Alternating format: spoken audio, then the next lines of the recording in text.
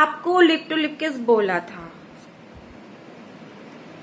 उसके बाद भी तो आप दिखते हो पवन जी के साथ, उनके रैली में उनके साथ खुशी खुशी मिलते हो तो लगता है कि क्या ही है, आपको कोई प्रॉब्लम ही नहीं है। बट इस शो में आके आप ऐसा क्यों कर रहे हो? ऊपर से सेकंड पहलू पे आते हैं आम्रपाली जी को। आम्रपाली जी को जो जानते हैं ना, वो जानते हैं, उनको मानते हैं, उनको प्यार करते हैं। और मेरा पर्सनल एक्सपीरियंस है आम्रपाली जी के साथ, दिनेश जी के साथ एज अ फैमिली टर्म्स। गलत बात है, मैं बोलना नहीं चाहती थी लेकिन गलत है। आपने क्या बोला कि दिनेश जी के साथ, ठीक है उसे मुझे बोलने का कोई हक नहीं है, लेकिन अभी मुझे बुरा लग रहा है कि जो इनोसेंट है उनको भी आप टारगेट कर रहे हो। मत करो ऐसा, प्लीज मत करो। आपने क्या क्या नहीं बोला आम्रपाली जी के लिए,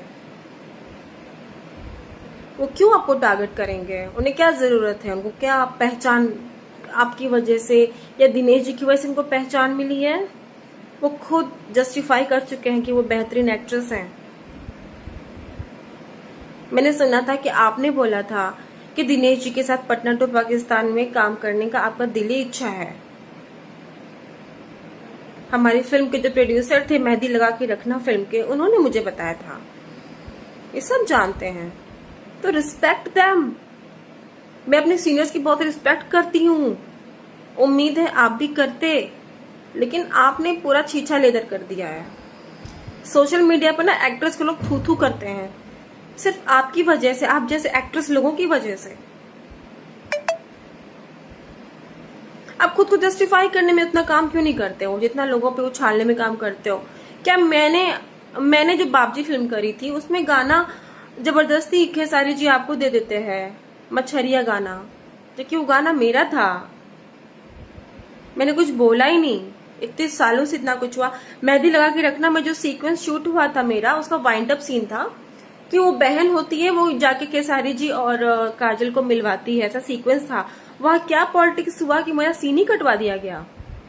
प्रमोशन में आप मुझे शूट होता है तो वहां भी आप मुझे ऐसे एटीट्यूड में बात नहीं करते थे, क्यों करते थे? ऐसा प्रॉब्लम आपको क्यों होता था एक न्यू कमर से? मुझे नहीं आज तक समझ में आया। पोस्टर शूट हुआ, वो पोस्टर नहीं आज तक आया ठीक ठाक। प्रमोशन में मुझे नहीं लेके जाएगा मेहंदी लगा के रखना के प्रमोशंस में, जबकि उस मेहंदी लगा के रखना से मुझे इतनी पहचान मिली है फेयर एंड लवली सॉन्ग से।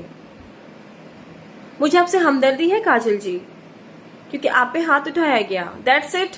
लेकिन ये इस बात पे हमदर्दी नहीं है जो मैं सुन रही हूँ ना, जिसका मैं बहुत मानती हूँ, जिसे रिस्पेक्ट मैं करती हूँ अपने दिल से, उनके विषय में मैं गलत बहुत सुन रही हूँ। मैं सोच नहीं रही थी, मैं सोची चलो चलो नहीं बोल सकते या जाने दो, अभी तक जाने दो, ठीक है टाल देते हैं, नहीं बोलना चाह रही थी, लेकिन पानी सर से ऊपर जा रहा था, मुझे बोलना पड़ा। प्लीज आप दिनेश जी, पवन जी, आम्रपाली जी, खेसारी जी तो हैं ही दुश्मन आपके, मत बोलिए। आप स्टिल क्या कर रहे हो? आप 4 महीने पहले कहाँ थे? सबको पता है। वो लोग आपकी रिस्पेक्ट कर रहे हैं, उसे मेंटेन करिए। उनको मत मजबूर कीजिए कि वो चीजें खुल के आए और लोग आपको बिल्कुल वो रहने के लायक भी ना छोड़े। यहाँ पे इज्जत तो गई गई, और भी डुबाओ मत अपने आप को प्लीज। आप एक डिजर्विंग एक्ट्रेस हो, अच्छी परफॉर्मर है, अच्छी डांसर है, इतना अच्छा नाम कमाया है आपने खेसारी जी के माध्यम से ही सही, और भी जो भी आपने 3-5 करके काम किया है, नाम कमाया, मेहनत की, उसमें तो आपको कोई नहीं बोला कि खेसारी जी के साथ आप काम कर रही हैं तो मेरा भी क्यों कटवाया। आपको कोई बोल ही नहीं रहा है, क्योंकि दुनिया जानती है कि प्यार के आड़ में चीजें क्या चल रही थी। पर अब भी मैं ना आम्रपाली जी के विषय में सुनना चाहती हूँ, ना पवन जी के विषय में सुनना चाहती हूँ, ना दिनेश जी के विषय में सुनना चाहती हूँ। भोजपुरी बवाल है, ठीक है, रियलिटी है, लेकिन वही बोलो ना जो रियलिटी हो।